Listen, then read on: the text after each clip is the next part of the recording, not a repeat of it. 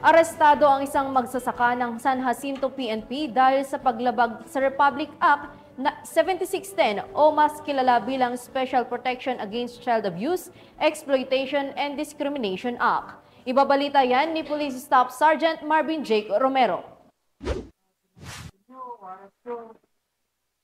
Sa kabila ng pinsalang dulot ng Bagyong Karina, patuloy ang operasyon ng San Jacinto Municipal Police Station sa pagpapatupad ng warrant of arrest labang kay Zandro, 51 taong gulang, magsasaka at residente ng Barangay Santo Tomas, San Jacinto, Pangasinan.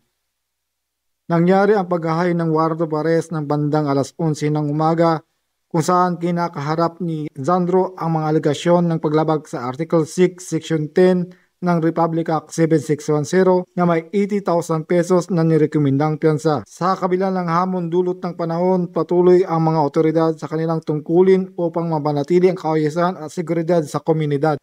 Mula dito sa Ilocos Region, ako ang iyong PNN Correspondent Police Staff Sergeant Marvin J. Romero, alagad ng batas, tagataguyod ng Balitang Pulis.